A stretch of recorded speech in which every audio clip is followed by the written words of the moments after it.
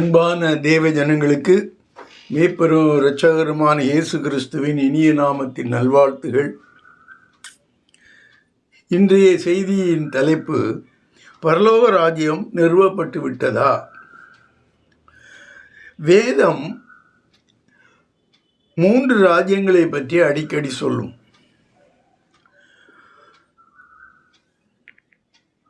இயேசு கிறிஸ்து வேதம் 3 ராஜ்யங்களை பற்றி அடிக்கடி சொன்னாலும் இயேசு கிறிஸ்து தம்முடைய போதகத்திலேயே உபயோகப்படுத்தக்கூடிய கூடுதலான ஒரு ராஜ்யத்தை பற்றிய சொல் பரலோக ராஜ்யம்.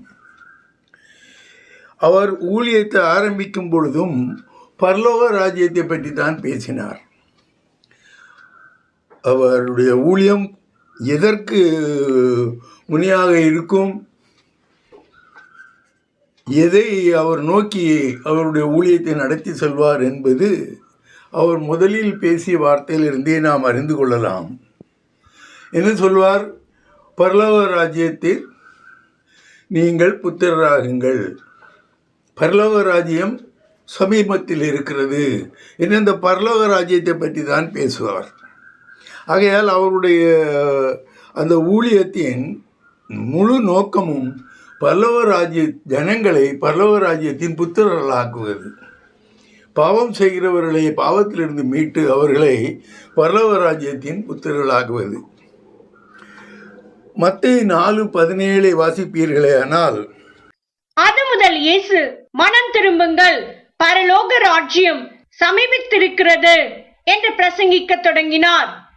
இங்கு அவர் சாத்தானால் சோதிக்கப்பட்டு மனாந்திரத்திலிருந்து வெளியே வரும்போது பேசிய முதல் வார்த்தை இது.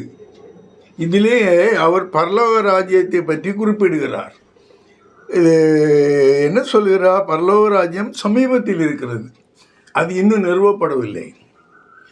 பரலோக ராஜ்யம் நிறுவப்பட்டிருந்தால் என்ன சொல்லியிருப்பா? பரலோக ராஜ்யம் நிறுவப்பட்டிருக்கிறது, எல்லோரும் அதனுடைய புத்திரராகங்கள் சொல்லி, அப்படி சொல்லலை. பரலோக ராஜ்யம் சமீபத்தில் இருக்கிறது என்று பிரார்த்தனையினால் நீங்கள் அதற்கு உங்களை தயார்படுத்தி கொள்ளுங்கள், நீங்கள் அதனுடைய புத்திரராகுவீர்களேயானால் உங்களுக்கு மறுவாழ்வு கிடைக்கும். இதிலிருந்து இயேசு கிறிஸ்துவின் முக்கியமான நோக்கம் என்னவென்றால், அவர் மனிதனாக பூமிக்கு வந்த பிறகு ஸ்தாபிக்கப்பட போகிற ராஜ்யத்தை எல்லோருக்கும் அறிவிக்கவும், மனிதர்களை மனம் திரும்பி இயேசு கிறிஸ்துவை விசுவாசித்து வரப்போகிற ராஜ்யத்தின் பிரஜைகளாக்கவும் அவரது நோக்கமாக இருந்தது. இதைத்தான் நான் முன்பே சொன்னேன். இந்த 2 நோக்கமும் தான் அவருடைய ஊழியத்திலே பிரதானமாக இருந்தது. இந்த பரலோக ராஜ்யத்தை எல்லா ஜனங்களும் புத்தராக விட வேண்டும் என்பதற்காக தான் பாவ மன்னிப்பு, விசுவாசம், பாவ மன்னிப்பு, இந்த மாதிரிப்பட்ட காரியங்கள் எல்லாம் அந்த வேதத்தில் சொல்லப்பட்டு இருக்கிறது. இனி வேதத்திலே சொல்லப்பட்டு இருக்கும் ராஜ்யங்கள் பரலோக ராஜ்யத்தை விட 3 விதமான ராஜ்யங்களை பற்றி பரலோக ராஜ்யம் பேசும். அந்த பரலோக ராஜ்யம் என்று சொல்லப்படும் பொழுது இது அந்த மத்தேயு அதிகாரத்திலே அவருடைய நற்செய்தி நூலில் அதிகமாக பேசப்பட்டிருக்கும். மற்ற நூல்களிலே அதிகமாக அது பரலோக ராஜ்யம் என்று சொல்லாமல் அது தேவனுடைய ராஜ்யம் என்று சொல்லப்பட்டிருக்கும். வேதத்திலே 3 விதமான ராஜ்யங்கள் பற்றி பேசப்பட்டிருக்கும். ஒன்று தேவனுடைய ராஜ்யம், இன்னொன்று பரலோக ராஜ்யம், இன்னொன்று கிறிஸ்துவின் ராஜ்யம் அல்லது 1000 ஆண்டு அரசாட்சி. இந்த தேவனுடைய ராஜ்யம் என்று குறிப்பிடுவது சர்வ சிருஷ்டிகளையும் ஆளுகின்ற தேவனின் கீழ் இயங்கும் அத்தனை ராஜ்யமும் தேவனுடைய ராஜ்யம்.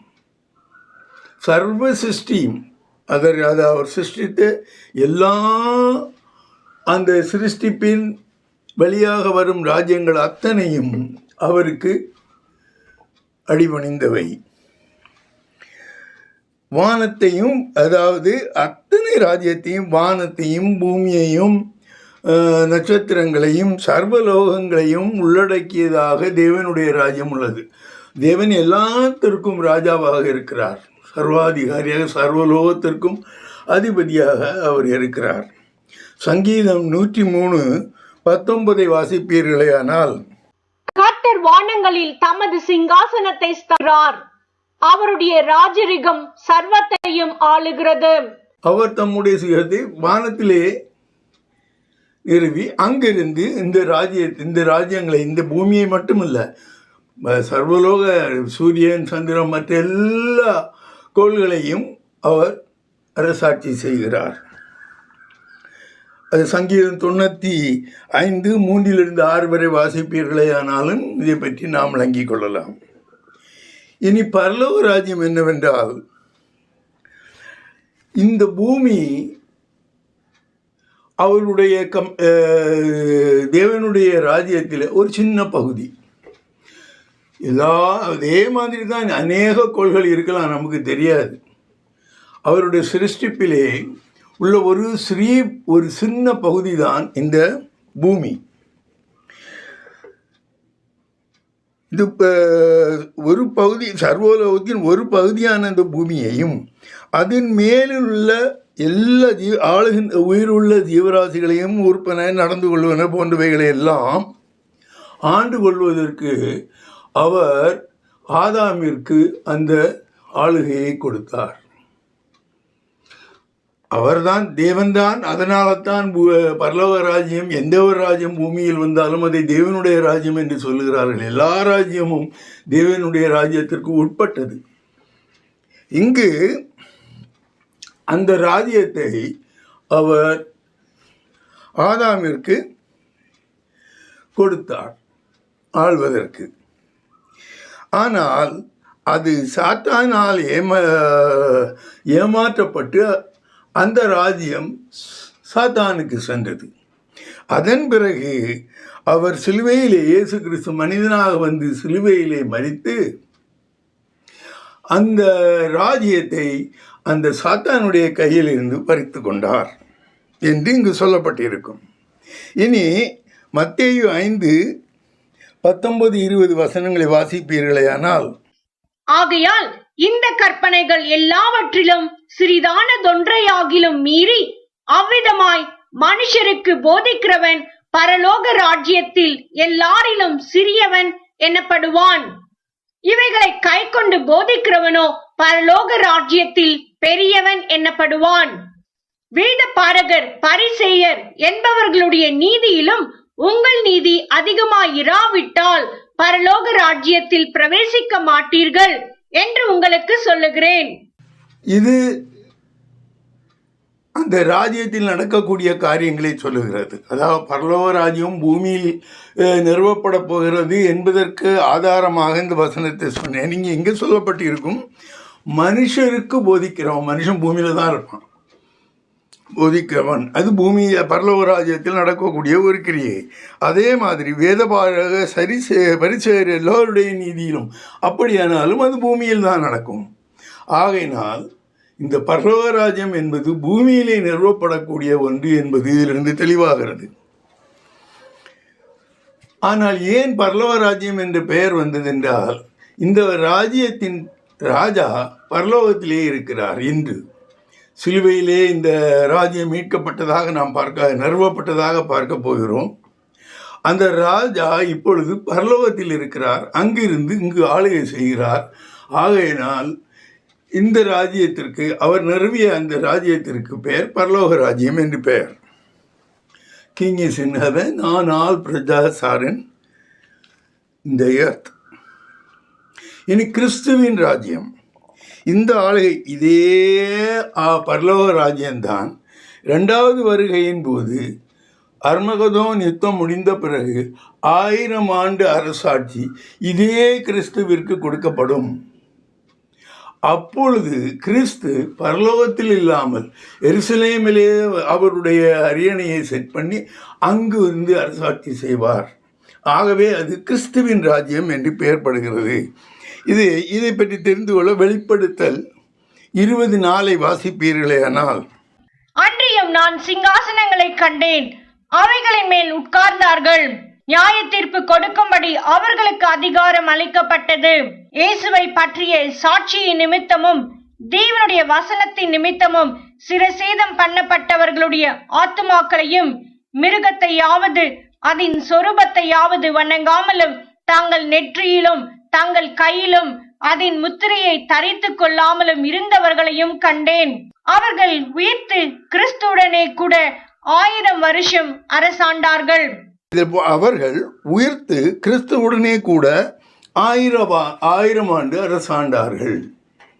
இது மரித்து உயிரோடு எழுந்து அந்த அர்மகதோன் யுத்தத்தில் பங்கெடுத்து கொண்டவர்கள்.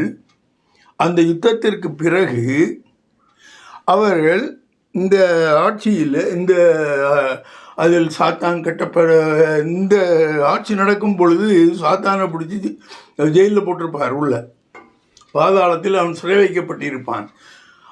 ஏன் இந்த ஒரு ராஜ்யம் 1000 ஆண்டு இயேசு கிறிஸ்துவுக்கு கொடுக்கப்பட்டது என்றால், யார் யார் மனம் திரும்புவதற்கு ஒரு தருணம் இல்லாமல் போனார்களோ, ஆசைப்படுகிறார்களோ, இது எருசலேம் பகுதியே அவர் இருந்தாலும் மற்ற பகுதிகளில் உள்ளவர்கள், ஐயோ எனக்கு ஒரு சான்ஸ் கிடைத்திருந்தால் நானும் இயேசு கிறிஸ்துவை ஏற்றுக்கொண்டு நீதிமான் ஆயிருப்பேனே என்று சொல்லக்கூடிய நிலைமை வராதபடிக்கு 1000 ஆண்டு அவர் அரசாட்சி செய்வார். இந்த சமயங்களில் பாவங்கள் அழிந்து போகும்படியாக பிரசாரங்கள் செய்யப்படும், சட்டங்கள் நிறைவேற்றப்படும். எல்லா காரியமும் அந்த 1000 ஆண்டு அரசாட்சியிலே அங்கு நிறுவப்படும்.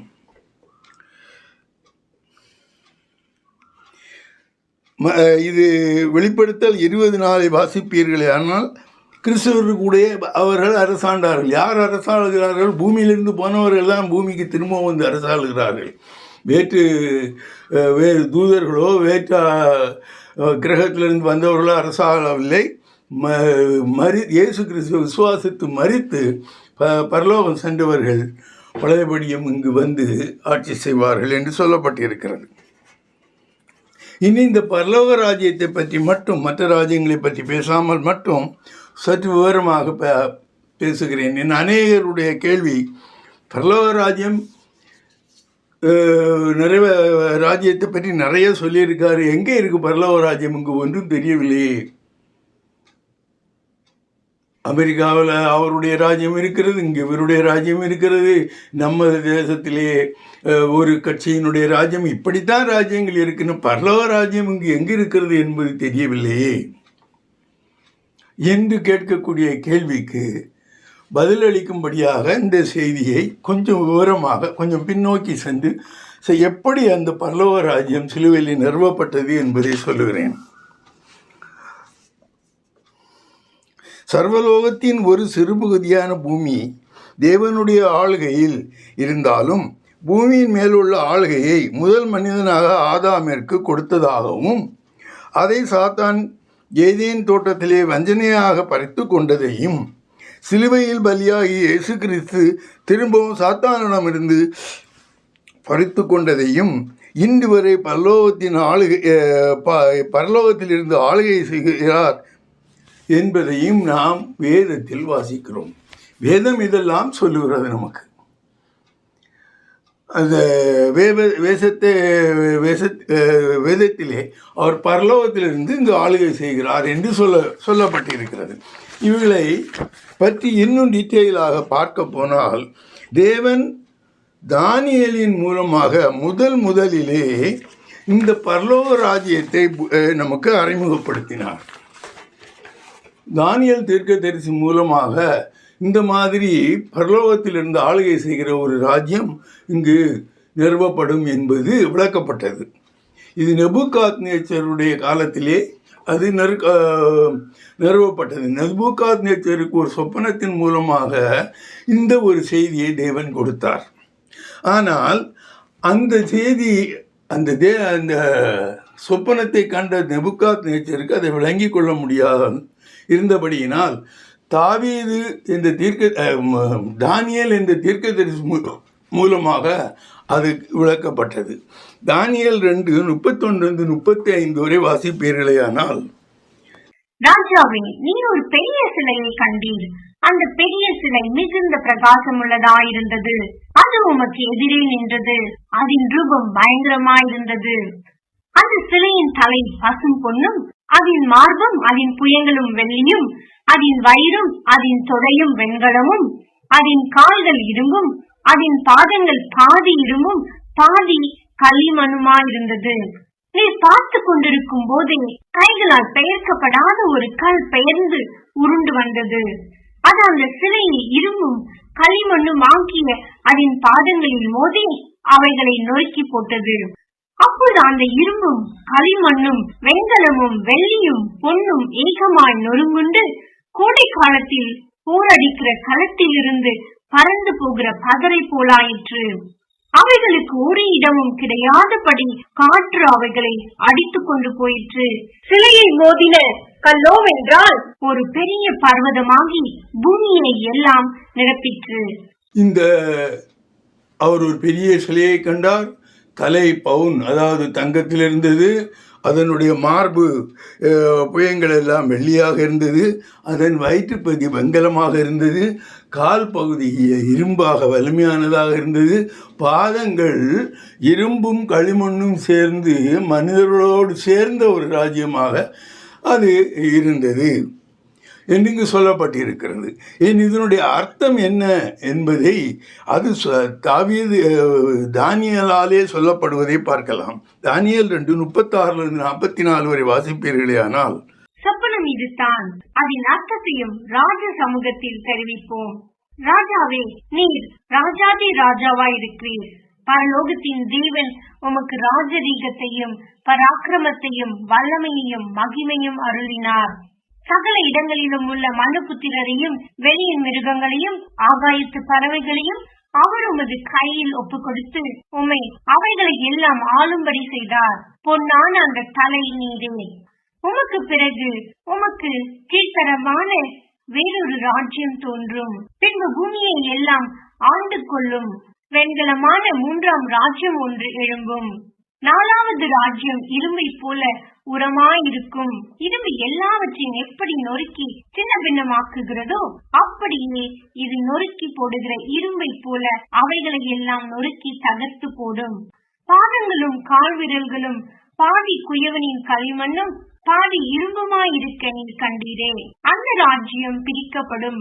ஆகிலும் களிமண்ணோட இரும்பு கலந்திருக்க நீர் கண்டபடியே இரும்பினுடைய உறுதியில் கொஞ்சம் அதிலே இருக்கும்.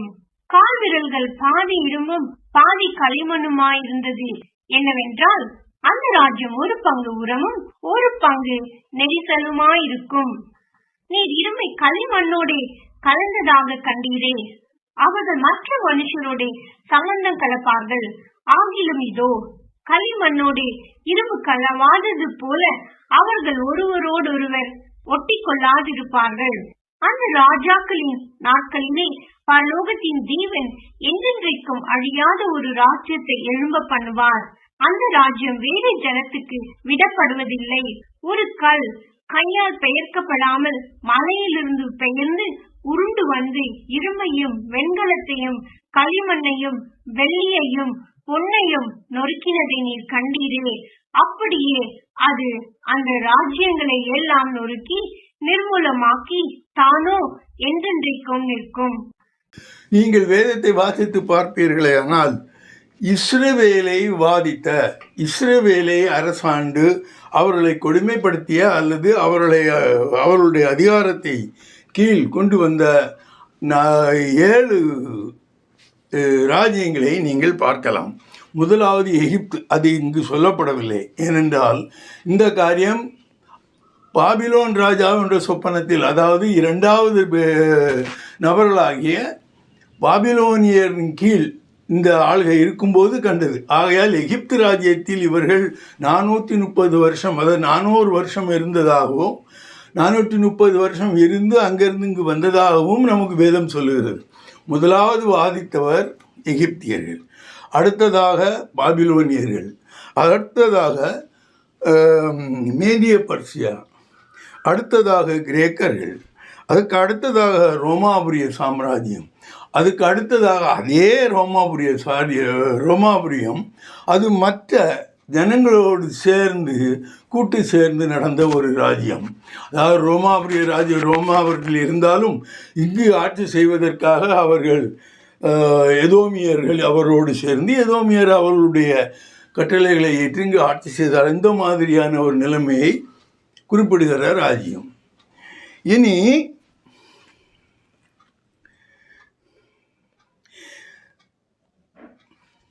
இந்த விளக்கத்தை தானியேல் சொன்ன விளக்கத்திலே அவர் தெளிவாக சொல்லியிருப்பார். அவர் இன்னும் ஒரு ராஜ்யத்தை பற்றி பேசுவார்.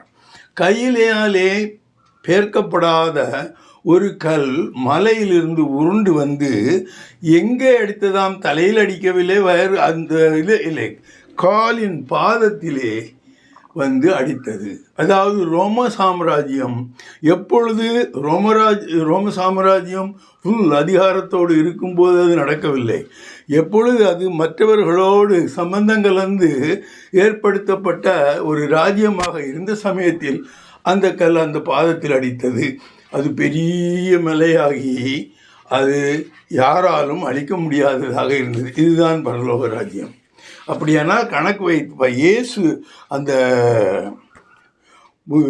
இஸ்ரேலிலே வந்த ராஜ்யங்களை கணக்கு வைத்து பார்ப்பீர்களே, ஆனால் எகிப்து, பாபிலோனியா, மேரியா, பர்ஷியா, கிரேக்கு, ரோமர்கள், ரிவைஸ்டு ரோம்னு சொல்லுவார்கள். அந்த மற்றவர்களோடு சம்பந்தம் கலந்து மதத்திற்கு முக்கியத்துவம் கொடுத்து அரசாண்ட காலங்களில் ரிவைஸ் ரோம் என்று சொல்வார்கள்.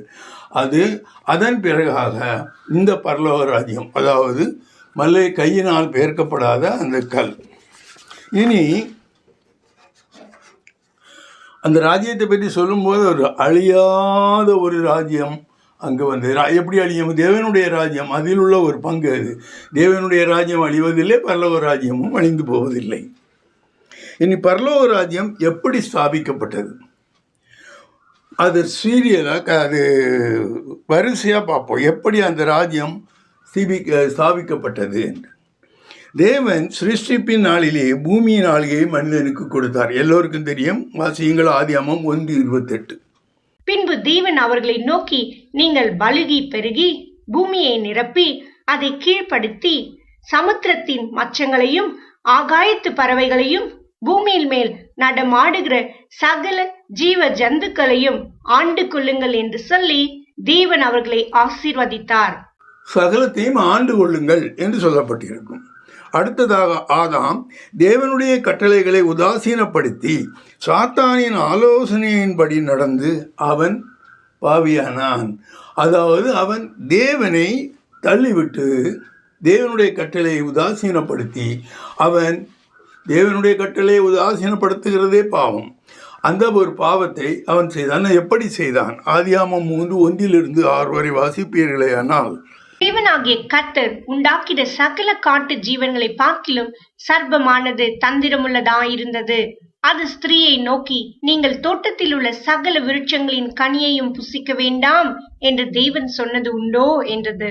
ஸ்திரீ சர்ப்பத்தை பார்த்து, நாங்கள் தோட்டத்தில் உள்ள விருட்சங்களின் கனிகளை புசிக்கலாம், ஆனாலும் தோட்டத்தின் நடுவில் இருக்கிற விருட்சத்தின் கனியை குறித்து தேவன் நீங்கள் சாகாதபடிக்கு அதை புசிக்கவும் அதை தொடவும் வேண்டாம் என்று சொன்னார் என்றாள். அப்பொழுது சர்ப்பம் ஸ்திரீயை நோக்கி, நீங்கள் சாகவே சாவதில்லை. நீங்கள் இதை புசிக்கும் நாளிலே உங்கள் கண்கள் திறக்கப்படும் என்றும் நீங்கள் நன்மை தீமை அறிந்து தேவர்களைப் போல் இருப்பீர்கள் என்றும் தேவன் அறிவார் என்றது.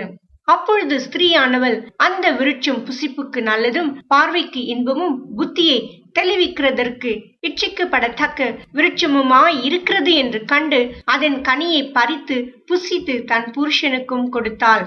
அவனும் புசித்தான். தேவனுடைய கட்டளையை நிராகரித்து சாத்தானுடைய ஆலோசனைக்கு கீழ்ப்படிந்து நடந்து ஆதாம் அவனுக்கு எப்படி அடிமையானான்? அப்படி அடிமையாவதற்கான எந்த ஒரு சட்டம் அங்கு அந்த சமயத்தில் நிலவில் இருந்தது? ரோமர் 6:16 வாசிப்பீர்களே. ஆனால் மரணத்துக்கு ஏதுவான பாவத்துக்கானாலும் நீதிக்கு ஏதுவான கீழ்ப்படிதலுக்கானாலும் எதற்கு கீழ்ப்படியும்படி உங்களை அடிமைகளாக ஒப்புக் கொடுக்கிறீர்களோ அதற்கே கீழ்ப்படுகிற அடிமைகளா இருக்கிறீர்கள் என்று அறியீர்களா? இது தேவனுடைய நீதி. நீங்கள் அநீதியின் சொற்கேட்டு நடப்பீர்களேயானால் பாவிகளாக இருப்பீர்கள்.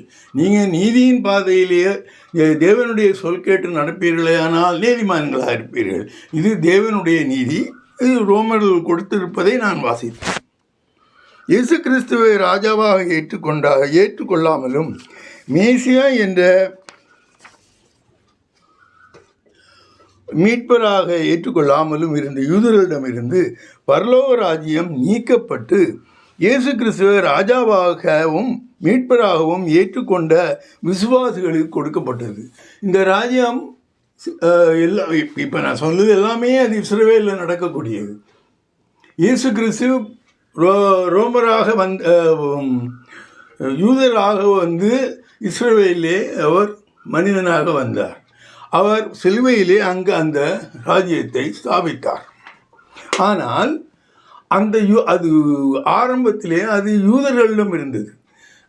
எந்த யூதர்கள் இயேசு கிறிஸ்துவை ராஜாவாக ஏற்றுக்கொள்ளவில்லையோ, அவரை மீட்பராகிய மேசியாவாக ஏற்றுக்கொள்ளவில்லையோ, அதனால் அந்த ஒரு காரியத்தினால் அவரிடம் இருந்த அந்த ஆளுகை அது பறிக்கப்பட்டு எல்லோரும் யார் யார் இயேசு கிறிஸ்துவை விசுவாசிக்கிறார்களோ அவர்களுக்கு அது உரிமையாக்கப்பட்டது. மத்தேயு 21:42-44 வரை வாசிப்பீர்களேயானால், இயேசு அவர்களை நோக்கி, வீடு கட்டுகிறவர்கள் ஆகாதென்று தள்ளின கல்லே மூளைக்கு தலைக்கல்லாயிற்று. அது கர்த்தராலே ஆயிற்று. அது நம்முடைய கண்களுக்கு ஆச்சரியமாயிருக்கிறது என்று நீங்கள் வேதத்தில் ஒரு காலம் வாசிக்கவில்லையா? ஆகையால் தேவனுடைய ராஜ்யம் உங்களிடத்திலிருந்து நீக்கப்பட்டு அதற்கேற்ற கனிகளை தருகிற ஜனங்களுக்கு கொடுக்கப்படும். இந்த கல்லின் மேல் விழுகிறவன் நொறுங்கி போவான். இது எவன் மேல் விழுமோ அவனை நசுக்கி போடும் என்று நான் உங்களுக்கு சொல்லுகிறேன் என்றார். இது சாத்தானிடம் வந்து சிலுவையிலே அவர் பறித்து விட்டார் என்று நாம் சொல்லுகிறோம். அது எப்படி நடந்தது என்பதையும் பார்க்கலாம். பூமியின் ஆள்கை எப்படி சாத்தானுடன் கையில் இருந்து இயேசுவிடம் வந்தது, சாத்தானிடம் இருந்து சாத்தான் எப்படி தோற்கடிக்கப்பட்டான் என்பதை கொடுக்கும் வசனம் ரோமர் 5:18-19 வரை. ஆகையால் ஒரே மீறுதலினாலே எல்லா மனுஷருக்கும் ஆக்கினைக்கு ஏதுவான தீர்ப்பு உண்டானது போல ஒரே நீதியினாலே எல்லா மனுஷருக்கும் ஜீவனை அளிக்கும் நீதிக்கு ஏதுவான தீர்ப்பு உண்டாயிற்று. அன்றியும் ஒரே மனுஷனுடைய கீழ்ப்படியாமையினாலே அநேகர் பாவிகள் ஆக்கப்பட்டது போல ஒருவருடைய கீழ்ப்படிதலினாலே அநேகர் நீதிமான்கள் ஆக்கப்படுவார்கள். தெளிவாக சொல்லப்பட்டிருக்கும். அன்றியும், அதாவது 18-19 வாசிக்கிறேன். அன்றியும் ஒரே மனுஷனுடைய கீழ்ப்படியாமையினாலே, ஆதாமினுடைய தேவனுடைய கட்டளையை கீழ்ப்படியாததினாலே அந்த ராஜ்யம் பறிபோனது போல ஒரே மனுஷனுடைய ஒருவனுடைய கீழ்ப்படிதலினாலே, கீழ்ப்படியாமையினாலே அது பறிபோனது. கீழ்ப்படிதலினாலே அந்த ஆளுகை திரும்பவும் ரெஸ்டோர் பண்ணப்பட்டது, திரும்பவும் கீழ்ப்படிந்தவருக்கு கொடுக்கப்பட்டது. அந்த வகையிலே அவர் சாத்தானிடமிருந்து அந்த ஆளுகையை பறித்து கொண்டார். இனி சிலுவையிலேயே இயேசு கிறிஸ்து இந்த இரத்தம் சிந்தி ஜனங்களுடைய பாவங்களை எல்லாம் நீக்கி அந்த சாத்தானிடம் இருந்து அந்த ஆளுகையை பறித்து கொண்டார். எப்பொழுது ஒரு மனிதன் பாவத்தில் இருப்பானோ அப்பொழுதுதான் அவன் சாத்தானுக்கு அடிமையாக இருக்க முடியும், அவன் ஆளுகையின் கீழ் இருக்க முடியும். இயேசு கிறிஸ்து உங்களை பாவத்திலிருந்து விடுதலை செய்து விட்டார் என்றால், நீங்கள் பாவியாக இல்லை என்றால் சாத்தானுக்கும் உங்களுக்கும் எந்த சம்பந்தமும் கிடையாது. ஆகையால் யார் அந்த சாத்தானை அவர் ஒழித்தது, ஜனங்களிடமிருந்து பாவத்தை நிவர்த்தி செய்ததன் மூலமாக அவர் அந்த ராஜ்யத்தை அவனிடமிருந்து பெற்றுக்கொண்டார். இனி பரலோக ராஜ்யத்தின் பிரஜைகள் எப்படி இந்த பரலோக ராஜ்யம் நன்றாக பார்க்க வேண்டும். இந்த உலகம்தான் பரலோக ராஜ்யம். அதை விளக்கக்கூடிய ஒரு உவமையை நான் சொல்லுகிறேன். இந்த பரலோக ராஜ்யத்திலே 2 விதமான ஜனங்கள் இருக்கிறார்கள். ஒரு கூட்டம் இயேசு கிறிஸ்துவை விசுவாசிக்க கூட்டம், இன்னொரு கூட்டம் இயேசு கிறிஸ்துவை விசுவாசிக்காத கூட்டம். அந்த வேதம் என்ன சொல்லுகிறது? எந்த கூட்டம் இயேசு கிறிஸ்துவை விசுவாசிக்கவில்லையோ அவர்களுக்கு நித்திய ஜீவன் கொடுக்கப்படுவதில்லை, அவர்களுக்கு கடைசியாக கிடைப்பது அக்னி கடலே. ஆகவே இவை சொல்வதற்கு காரணமாக எந்த மூல காரணமாக இருக்கும் அதையும் ஒரு ஓமையின் மூலமாக இயேசு கிறிஸ்து விளக்குகிறார். மத்தேயு 13:24-30 வரை வாசிப்பீர்களேயானால், வேறொரு உவமையை அவர்களுக்கு சொன்னார். பரலோக ராஜ்யம் தன் நிலத்தில் நல்ல விதையை விதைத்த மனுஷனுக்கு ஒப்பாயிருக்கிறது. மனுஷர் நித்திரை பண்ணுகையில் அவனுடைய சத்துரு வந்து கோதுமைக்குள் களைகளை விதைத்து விட்டு போனான். பயிரானது வளர்ந்து கதிர்விட்ட போது களைகளும் காணப்பட்டது. வீட்டெஜமானுடைய வேலைக்காரர் அவனிடத்தில் வந்து, ஆண்டவனே, நீர் உமது நிலத்தில் நல்ல விதையை விதைத்தீர் அல்லவா, பின்னை அதில் களைகள் எப்படி உண்டானது என்றார்கள். அதற்கு அவன், சத்துரு அதை செய்தான் என்றான். அப்பொழுது வேலைக்காரர், நாங்கள் போய் அவைகளை பிடுங்கி போட உமக்கு சித்தமா என்று கேட்டார்கள். அதற்கு அவன், வேண்டாம், களைகளை பிடுங்கும் போது நீங்கள் கோதுமையையும் கூட வேரோட பிடுங்காதபடிக்கு இரண்டையும் அறுப்பு மட்டம் வளர விடுங்கள். அறுப்பு காலத்தில் நான் அறுக்கிறவர்களை நோக்கி, முதலாவது களைகளை பிடுங்கி அவைகளை சுட்டெரிக்கிறதற்கு கட்டுகளாக கட்டுங்கள், கோதுமையையோ என் களஞ்சியத்தில் சேர்த்து வையுங்கள் என்பேன் என்று சொன்னான் என்றார். இந்த பூமியிலே களையும் கோதுமை மணிகளும் ஒரே இடத்தில் வாழ்கிறது. அதை அவர் அறிந்தே அந்த களைகளை வளர விட்டிருக்கிறார். எப்பொழுதாவது களைகள் திரும்பி விடாதா, கோதுமை மணிகள் ஆகி விடாதா என்ற ஒரு காரியம் இருக்கலாம். அல்லாமலுமே களைகளை அகற்றுங்கள் என்று சொல்லும் பொழுது அவர் நீதிமான்களையும் கூட அகற்றிவிட உள்ள சாத்தியம் இருக்கிறது என்பதாக இங்கு கூறப்பட்டிருக்கிறது. இதனுடைய விளக்கம் என்ன என்பதை இயேசுவின் வாயினாலே அறியலாம். மத்தேயு 13:37-43 வரை வாசிப்பீர்களேயானால், அவர் பிரதியுத்தரமாக, நல்ல விதையை விதைக்கிறவன் மனுஷகுமாரன். நிலம் உலகம். நல்ல விதை ராஜ்யத்தின் புத்திரர், களைகள் பொல்லாங்கனுடைய புத்திரர். அவைகளை விதைக்கிற சத்துரு பிசாசு. அறுப்பு உலகத்தின் முடிவு. அறுக்கிறவர்கள் தெய்வ தூதர்கள். ஆதலால் களைகளை சீர்த்து அக்னியில் சுட்டெரிக்கிறது போல இவ்வுலகத்தின் முடிவிலே நடக்கும். மனுஷகுமாரன் தம்முடைய தூதர்களை அனுப்புவார். அவர்கள் அவருடைய ராஜ்யத்தில் இருக்கிற சகல இடரல்களையும் அக்கிரமம் செய்கிறவர்களையும் சேர்த்து அவர்களை அக்னி சூளையிலே போடுவார்கள். அங்கே அழுகையும் பற்கடிப்பும் உண்டாயிருக்கும். அப்பொழுது நீதிமான்கள் தங்கள் பிதாவின் ராஜ்யத்திலே சூரியனை போல பிரகாசிப்பார்கள்.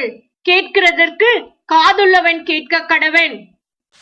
இங்கு என்ன போட்டிருக்கோம்? நிலம் உலகம் என்று போடப்பட்டிருக்கும். ஆகையினால் இதுவரை நாம் பேசிய எல்லா காரியங்களும் உலகத்துக்கு சம்பந்தப்பட்டது, பூமியை சம்பந்தப்பட்டது. ஆவுக்குரிய உலகம் அது வேற எங்கேயோ இருக்குது, எங்கேயும் இல்லாதோ நெஞ்சுக்குள்ளே இருக்கிறது, அங்கே இருக்கிறது ஒன்றுமே கிடையாது. அது உலகம் தெளிவாக சொல்லப்பட்டிருக்கிறது இந்த உவமையிலே.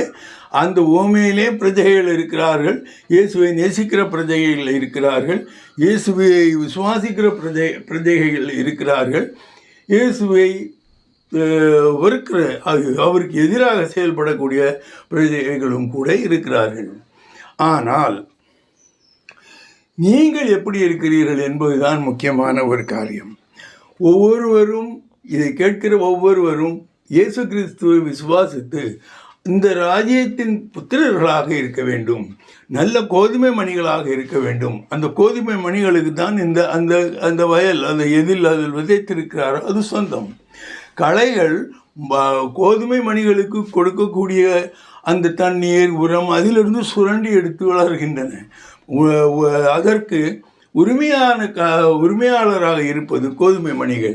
நீங்கள் அப்படிப்பட்ட கோதுமை மணிகளாக இருந்து ராஜ்யத்தின் புத்திரர்களாக இருப்பீர்களேயானால் அவர் சொன்ன எல்லா ஆசீர்வாதங்களும் உங்களுக்கு கிடைக்கும். மெயினாக இயேசு கிறிஸ்துவை நீங்கள் விசுவாசிப்பீர்களேயானால் நீங்கள் ராஜ்யத்தின் புத்திரர்களாக இருப்பீர்கள் என்று இங்கு சொல்லப்பட்டிருக்கிறது.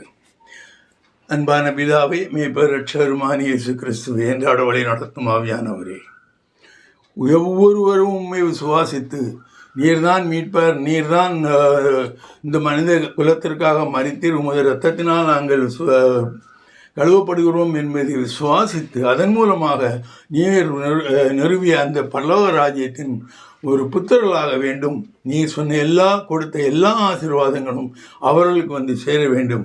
இதை நீர் செய்வீர் என்று அந்த நம்பிக்கையோடு உம்மை துதிக்கிறேன். அன்பான பிதாவே, ஆமேன்.